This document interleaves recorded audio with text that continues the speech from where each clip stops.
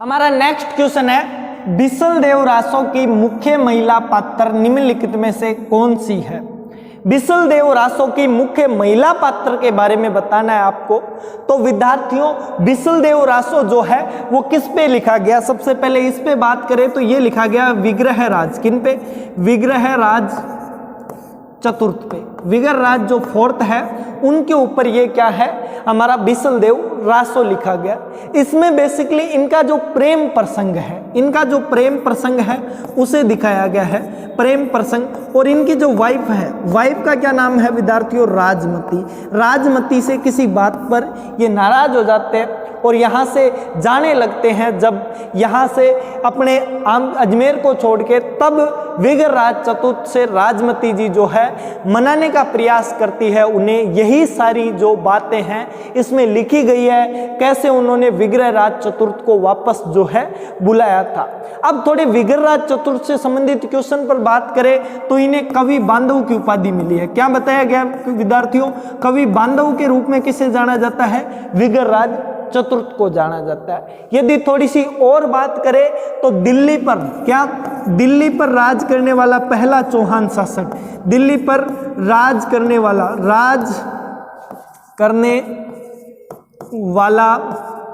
पहला चौहान शासक, पहला चौहान शासक कौन हुआ था भाई? पहला जो चौहान शासक है वो हुआ था विग्रहराज चतुर्थ। विद्यार्थियों यहाँ पे हमारा ये क्वेश्चन क्लियर होता है। अगले क्वेश्चन पर बढ़े। नेक्स्ट क्वेश्चन क्या है? अगला क्वेश्चन है विद्यार्थियों, क्वेश्चन है राष्ट्रीय बीजीय, क्या राष्ट्रीय बीजीय मसाला अनुसंधान केंद्र स्थित है? राष्ट्रीय बीजीय मसाला अनुसंधान केंद्र कहाँ पे स्थित है? यदि इसकी बात करें विद्यार्थियों तो ये स्थित है अजमेर में। कहाँ पर? तबीज अजमेर के अंदर ये स्थित है विद्यार्थियों। यदि राष्ट्रीय सरसों अनुसंधान केंद्र की बात करें, क्या विद्यार्थियों? सरसों, क्या सरसों अनुसंधान केंद्र ये कहाँ पे है? सरसों अनुसंधान के अंदर ये कहाँ पे है विद्यार्थियों? ये है हमारा कहाँ पे? भरतपुर के अंदर, सेवर भरतपुर के अंदर जो है सरसों अनुसंधान केंद्र स्थित है। आज थोड़ी लाइटिंग की वजह से यहाँ पे क्लियर नहीं हो पा रहा है विद्यार्थियों, मुझे माफ करना। मैं आप लोगों के लिए बेहतरीन वीडियो लेके आऊँगा। नेक्स्ट क्वेश्चन पर बढ़े। नेक्स्ट क्वेश्चन क्या है? अगला जो क्वेश्चन है विद्यार्थियों वो आ जाता है छप्पन का मैदान। क्या? छप्पन का मैदान राजस्थान के निम्नलिखित किन जिलों में विस्तृत है? छप्पन का जो मैदान है राजस्थान के कौन से जिले में विस्तृत है? इसकी बात करें विद्यार्थियों तो ये माही नदी का मैदान है। क्या विद्यार्थियों? ये कौन सी नदी का है? माही नदी। माही नदी से जो है संबंधित है विद्यार्थियों। माही नदी कहाँ पे बहती है? राजस्थान के अंदर बांसवाड़ा में। कहाँ पे बहती है विद्यार्थियों? बांसवाड़ा के अंदर बहती है। और बात करें माही नदी की तो यहाँ पे एक बांध बनाया गया है माही बजाज सागर। कौन सा? माही बजाज सागर, यहाँ पे एक बांध बनाया गया है विद्यार्थियों। माही बजाज सागर जो बांध है ये विद्यार्थियों राजस्थान और गुजरात की एक संयुक्त परियोजना है। इसके अंदर विद्यार्थियों हमारे माही बजाज सागर के आसपास का जो क्षेत्र है, माही नदी के आसपास का मैदानी क्षेत्र है जहाँ पर 56 गांव बसे हुए हैं। कितने?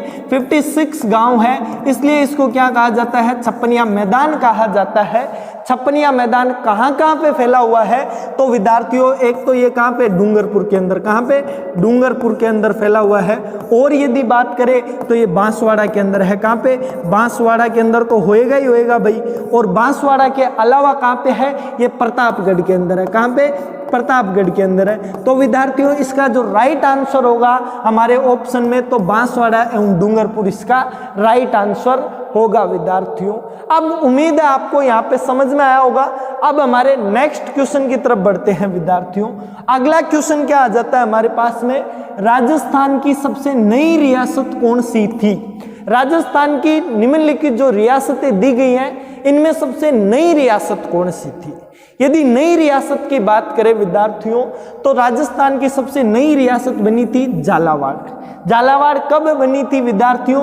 तो ये बनी थी 8 अप्रैल। कब? 8 अप्रैल 8 अप्रैल 1938 को झालावाड़ को राजस्थान की नई रियासत बनाया गया था और ये अंग्रेजों द्वारा बनाई गई रियासत है। किन्होंने बनाया था इसको भाई? अंग्रेजों ने इसको राजस्थान की नई रियासत घोषित किया था विद्यार्थियों। बस यहाँ पे इतना ही ध्यान देना था। हमारे नेक्स्ट क्वेश्चन की तरफ बढ़े। अगला क्वेश्चन क्या है विद्यार्थियों? अगला क्वेश्चन है राजस्थान का कबीर किसे कहा जाता है? बहुत ही आसान सा क्वेश्चन है, बहुत ही सिंपल क्वेश्चन है मगर बहुत ही इंपॉर्टेंट है, ये ध्यान रखना भाई। आईएमपी लगा लो इस क्वेश्चन को तो रट लेना। राजस्थान का कबीर किसे कहा जाता है? तो संत दादू दयाल को राजस्थान का कबीर कहा जाता है। दादू दयाल की जो बातें हैं वो किस में संग्रहित है? तो दादू वाणी में संग्रहित है। किस में है विद्यार्थियों? दादू जो वाणी है उसमें दादू दयाल की बातें संग्रहित है। ये बात आपको याद रखनी है। यदि थोड़ी सी और बात करें तो दादू दयाल के जो वर्तमान में जो दादू पंथी लोग हैं उनका मुख्य आराधना स्थल कौन सा है?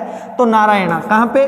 नारायणा, जयपुर के अंदर इनका मुख्य स्थल है विद्यार्थियों। मैंने कई बार देखा है जब भी गांव की तरफ जाता हूं तो रास्ते में बहुत से दादू दयाल जी के आश्रम देखने को मिलते हैं विद्यार्थियों। अगले क्वेश्चन पर बात करें। नेक्स्ट क्वेश्चन क्या है विद्यार्थियों? अगला क्वेश्चन है हमारा लोक देवता जाम्बो जी। लोक देवता जाम्बो जी का जन्म स्थल कौन सा है? पहले जाम्बो जी की थोड़ी सी बात करें तो जाम्बो जी विद्यार्थियों बीकानेर के मुकाम के अंदर, कहां पे? मुकाम के अंदर जाम्बो जी द्वारा स्थापित विश्नोई संप्रदाय, कौन सा संप्रदाय? विश्नोई जो संप्रदाय है, इस विश्नोई संप्रदाय का धार्मिक स्थल है। कौन सा है? धार्मिक स्थल है। यदि थोड़ी सी और बताऊं विद्यार्थियों तो जाम्बो जी का जन्म हुआ था पीपासर के अंदर। पीपासर कहाँ पे है विद्यार्थियों? नागौर के अंदर है। कहाँ पे है? नागौर के अंदर है। अब कोई विद्यार्थी संत पीपा को पीपासर से मत जोड़ना, क्योंकि जो संत पीपा जी थे उन पीपा जी का जन्म कहाँ हुआ था? उन पीपा जी का संबंध था झालावाड़ से। कहाँ पे? झालावाड़ से उनका संबंध था। कहाँ पे? झालावाड़ में जो गागरोन दुर्ग है, कहाँ के? गागरोन के अंदर वो शासक हुआ करते थे कभी।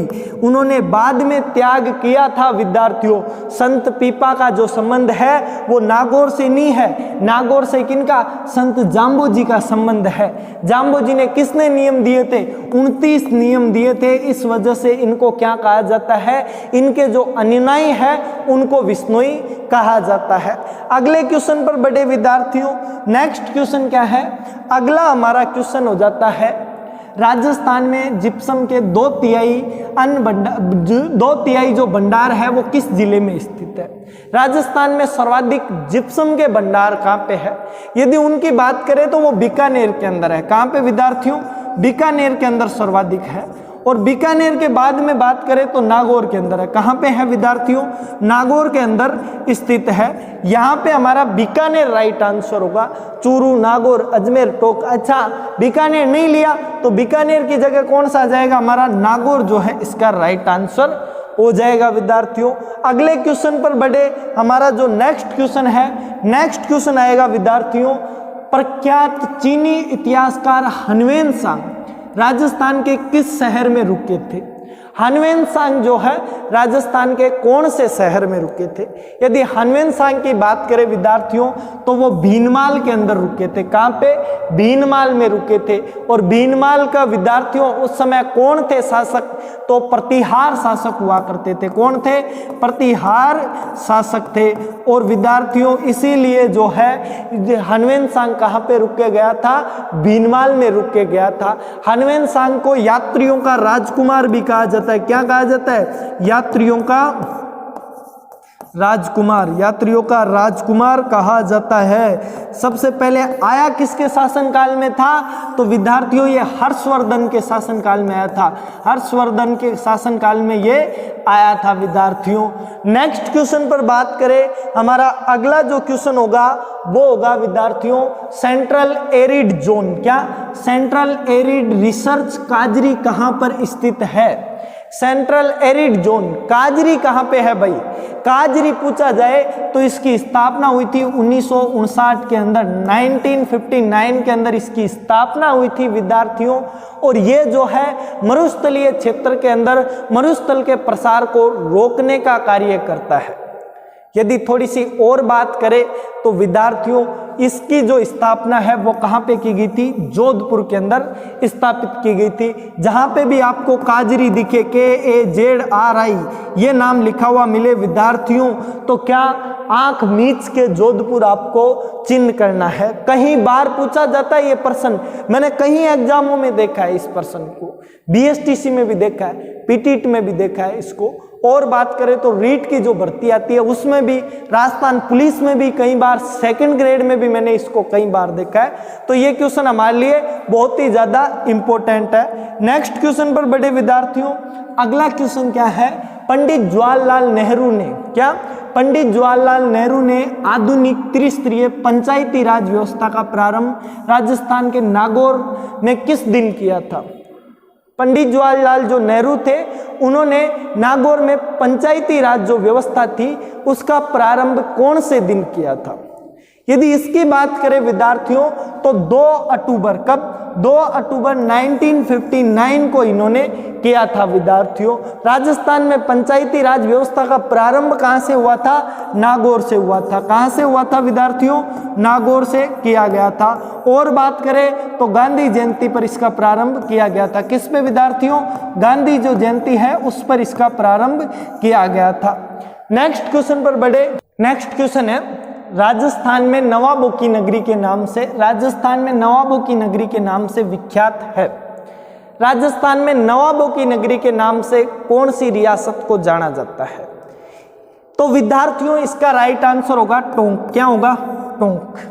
टोंक को राजस्थान में नवाबों की नगरी के नाम से जाना जाता है। और बात करें तो इसको विद्यार्थियों एकमात्र मुस्लिम रियासत थी, ये राजस्थान की एकमात्र मुस्लिम रियासत थी, ये भी ध्यान रखना है, मुस्लिम रियासत थी। ये बात आपको यहाँ पे ध्यान रखनी है कि राजस्थान की एकमात्र मुस्लिम रियासत कौन सी थी? तो वो विद्यार्थियों टोंक रियासत थी। नेक्स्ट क्वेश्चन पर बड़े विद्यार्थियों, हमारा अगला क्वेश्चन होगा बाड़मेर प्रिंट। क्या? बाड़मेर प्रिंट किस नाम से जाना जाता है? बाड़मेर का जो प्रिंट है उसको किस नाम से जाना जाता है? तो उसका राइट आंसर होगा अजरक प्रिंट। क्या विद्यार्थियों? बाड़मेर के प्रिंटों को किस नाम से जाना जाता है? अजरक प्रिंट के नाम से जाना जाता है। नेक्स्ट क्वेश्चन पर बात करें विद्यार्थियों, सोवटिया लोकगीत का संबंध। क्या विद्यार्थियों? सोवटिया जो लोकगीत है उसका संबंध किससे है? सोवटिया लोकगीत कौन सी जाति की महिलाओं द्वारा गाया जाता है? तो विद्यार्थियों ये गाया जाता है भील स्त्रियों के द्वारा।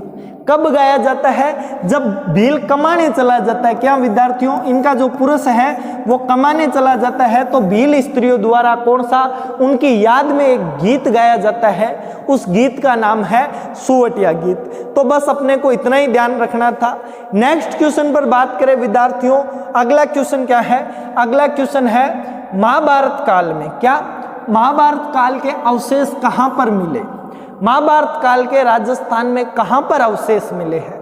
यदि इनकी बात करें विद्यार्थियों तो बैराट से। कहां से? बैराट जयपुर से राजस्थान में महाभारत काल के अवशेष प्राप्त हुए हैं। बहुत ही आसान सा क्वेश्चन था। नेक्स्ट क्वेश्चन पर बड़े विद्यार्थियों, अगला क्वेश्चन क्या है? अगला क्वेश्चन है सेठ जमनालाल बजाज। बहुत ही शानदार सा, ये देख लो जमनालाल बजाज जी की तस्वीर है इधर। और बात करें सेठ जमनालाल बजाज जयपुर प्रजामंडल के अध्यक्ष कब बने थे? सेठ जो जमनालाल बजाज जी है वो जयपुर प्रजामंडल के अध्यक्ष कब बने? यदि इस पर बात करें विद्यार्थियों तो सबसे पहले स्थापना की बात करेंगे। स्थापना कब हुई थी विद्यार्थियों? इसकी जो स्थापना है वो हुई थी 1931 में। 1936 में इसको पुनर्स्थापित किया गया था। क्या विद्यार्थियों? पुनर्स्थापित इसको किया गया था। और यदि बात करें विद्यार्थियों 1942 में क्या हुआ? तो 1942 में इसी में आजाद मोर्चे की स्थापना हुई थी। किसकी विद्यार्थियों? आजाद मोर्चे की इसी में स्थापना की गई थी। ये भी आपको ध्यान रखना है। तो कितने क्वेश्चन हो गए? अब बचा जमनालाल बजाज जी का क्वेश्चन। जमनालाल बजाज ने इसकी अध्यक्षता कब की? तो 1938 में इन्होंने इसकी अध्यक्षता की थी और पहले अध्यक्ष थे। क्या? प्रथम अध्यक्ष बने थे। ये प्रथम अध्यक्ष इसके यही बने थे भाई, ये बात आपको याद रखनी है। नेक्स्ट क्वेश्चन पर बड़े विद्यार्थियों, अगला क्वेश्चन क्या होगा हमारा? अगला क्वेश्चन है, नेक्स्ट क्वेश्चन है 1303 में चित्तौड़ विजय के पश्चात अलाउद्दीन खिलजी ने क्या नाम रखा? 1303 में जैसे ही चित्तौड़गढ़ की विजय करता है अलाउद्दीन खिलजी, तो उसने क्या नाम रखा? देखो, सबसे पहले इस क्वेश्चन की बात करें तो खिजराबाद नाम रखा था। क्या विद्यार्थियों? खिजराबाद नाम रखा था। क्यों? अलाउद्दीन खिलजी के पुत्र का नाम क्या था विद्यार्थियों? खिजर खां। क्या नाम था? खिजर खां अलाउद्दीन खिलजी के पुत्र का नाम था। ये कौन सा युद्ध था? ये चित्तौड़ का पहला साका वाला युद्ध था। चित्तौड़ का प्रथम साका इसी में हुआ था, ये बात आपको ध्यान रखनी है। इस समय चित्तौड़ का शासक कौन था? तो रावल रतन सिंह। कौन था विद्यार्थियों? रावल रतन सिंह इस समय चित्तौड़ का प्रथम शासक था विद्यार्थियों। और जौहर किसके नेतृत्व में हुआ था? ये हुआ था पद्मिनी के नेतृत्व में। किनके? पद्मिनी के नेतृत्व में ये जो है जौहर हुआ था। तो प्रथम साका रावल रतन सिंह के नेतृत्व में तो केसरिया हुआ था और पद्मिनी के नेतृत्व में क्या हुआ था विद्यार्थियों? जौहर किया गया था। कब हुआ था? 1301 में हुआ था। दूसरे साके की बात करें, क्या दूसरा जो साका है विद्यार्थियों ये कब हुआ था? दूसरा साका हुआ था 1344 के अंदर। कब? 1344 के अंदर। चित्तौड़ का शासक कौन था? तो विद्यार्थियों वो था विक्रमादित्य। कौन था? विक्रमादित्य उस समय चित्तौड़ का शासक था। और किसके साथ में युद्ध हुआ था? तो बहादुर शाह ने अटैक किया था भाई। किसने? बहादुर शाह ने। बहादुर शाह ने उस समय जो है अटैक किया था। यदि यहाँ पर बात करें जौहर किसके नेतृत्व में हुआ था, तो कर्मावती, रानी कर्मावती जो थी उनके नेतृत्व में जौहर किया गया था। आपसे यह भी क्वेश्चन पूछा जा सकता है, राजस्थान की किस रानी ने हुमायूं को राखी भेजी थी? तो विद्यार्थियों हाड़ी रानी कर्मावती द्वारा ही भेजी गई थी। इसी चित्तौड़ के दूसरे साके के समय भेजी गई थी कि हुमायूं जो है हमारी हेल्प कर सके। तो विद्यार्थियों अब बड़े अगले क्वेश्चन पर, हमारा अगला क्वेश्चन है विद्यार्थियों आवल बावल की संधि। क्या? आवल बावल की संधि मारवाड़ एवं मेवाड़ के बीच कब की गई थी? यदि आवल बावल की संधि की मैं समझाऊं तो आवल बावल की संधि हुई थी 1453 में। सबसे पहले बात करें किस किस के बीच हुई थी, तो राव जोधा। एक तरफ कौन थे? राव जोधा जी थे। और दूसरी तरफ कौन थे? मेवाड़ के महाराणा कुंभा थे। कौन थे भाई? महाराणा कुंभा। महाराणा कुंभा, इन दो के बीच में यह संधि हुई थी। यदि इसकी सही बात करें विद्यार्थियों तो राव जोधा की तरफ कौन से पेड़ रहे थे? बावल वाले जो वृक्ष हैं वो किसकी तरफ रहे थे? राव जोधा की तरफ रहे थे। और आवल वाले जो वृक्ष हैं वो किसकी तरफ रहे थे? महाराणा कुंभा की तरफ रहे थे विद्यार्थियों। अब देखो इसमें हुआ क्या था। ये जो संधि की गई थी मेवाड़ और मारवाड़ के बीच में, इनकी सीमाएं निर्धारित की गई थी इस संधि के माध्यम से। इसमें जो सीमाएं थी उसमें कहा कि जिस तरफ बावल के वृक्ष हैं उसमें कौन रखेगा? वो जो है मारवाड़ रखेगा। और जहां से आवल के वृक्ष प्रारंभ होते हैं वहां से कौन रखेगा? वहां से मेवाड़ वाले इसको रखेंगे विद्यार्थियों। अब थोड़ी सी इसकी बात बताता हूं आपको। जब ये संधि हुई 1453 में आवल बावल की संधि, तो ये आवल बावल की संधि में मध्यस्थता रखी थी विद्यार्थियों महाराणा कुंभा की दादी सा हंसाबाई द्वारा इसकी मध्यस्थता की गई थी। और बात करें विद्यार्थियों तो कुंभा इसके अंदर भाग नहीं लेता है, हंसाबाई कुंभा की तरफ से भाग लेने जाती है और पाली के अंदर यह संधि की गई थी। इसमें हंसाबाई ने कहा था कि तू मेरा भतीजा है राव जोधा को, और कुंभा के लिए कहा था वो मेरा क्या है? पोता है। तो आज हम जो है ये परिवार का मामला है, मेवाड़ और मारवाड़ की जो सीमा है वो हम तय नहीं करेंगे। मेवाड़ और मारवाड़ की जो सीमा है वो प्रकृति तय करेगी। इसलिए आज से जो आवल के वृक्ष हैं वो हमारी तरफ रहेंगे और बावल के जो वृक्ष हैं वो किसकी तरफ रहेंगे? मारवाड़ की तरफ रहेंगे। और मंडोर को पुनः दे दिया गया था राव जोधा को। ये इतनी कहानी थी। नेक्स्ट क्वेश्चन पर बात करें, अगला क्वेश्चन है अपना भीलवाड़ा जिले में कौन सी नदी के समीप, क्या विद्यार्थियों? भीलवाड़ा जिले में कोठारी नदी के समीप किस कौन सा पुरातात्विक स्थल स्थित है? डायरेक्ट पूछा है कि कोठारी नदी के समीप कौन सा पुरातात्विक स्थल है। यदि इसकी बात करें विद्यार्थियों तो कोठारी नदी के समीप भीलवाड़ा में बागोर सभ्यता स्थित है। बागोर सभ्यता की बात करूं तो वीएन मिश्र ने इसकी खोज की थी। किसने? वीएन मिश्र द्वारा इसकी खोज की गई थी विद्यार्थियों। और बताऊं विद्यार्थियों तो बागोर जो सभ्यता है प्राचीनतम पशुपालन के साक्ष्य यहीं से मिलते हैं। सबसे पहले जो पशुपालन के साक्ष्य हैं वो कहाँ से मिले हैं विद्यार्थियों? वो यहीं से हमें प्राप्त होते हैं, तो ये आपको याद रखनी है। लगे हाथ थोड़ी सी कोठारी नदी पे बात करें तो मेजा बांध बनाया गया। भाई कौन सा? कोठारी नदी पे कौन सा बांध बनाया गया? मेजा बांध जो है कोठारी नदी पे बनाया गया है, ये बात आपको याद करनी है। नेक्स्ट क्वेश्चन पर बात करें विद्यार्थियों, अगला क्वेश्चन क्या है अपना? अगला क्वेश्चन है जयपुर का कौन सा शासक कविताओं में स्वयं का नाम ब्रजनिधि लिखता था? क्या? जयपुर का कौन सा शासक कविताओं में स्वयं का नाम ब्रजनिधि लिखता था? यदि इसकी बात करें विद्यार्थियों तो प्रताप सिंह जो है वो स्वयं का नाम क्या लिखता था? ब्रजनिधि लिखता था। और इन्होंने कौन सा महल बनाया था? ये थोड़ा सा याद रखना, हवा महल। कौन सा? हवा महल जो है इन्होंने बनवाया था। कितने मंजिला था? ये 5 मंजिला था। कितने? 5 मंजिला महल था। नेक्स्ट क्वेश्चन पर बात करें विद्यार्थियों, अगला क्वेश्चन है हमारा नेक्स्ट क्वेश्चन है सागरमल गोपा का संबंध किस रियासत से था? जो विद्यार्थी सागरमल गोपा को नहीं जानते देख लो, ये रहे सागरमल गोपा। विद्यार्थियों जैसलमेर रियासत के ऐसे क्रांतिकारी थे जिनको कभी नहीं भूला जा सकता।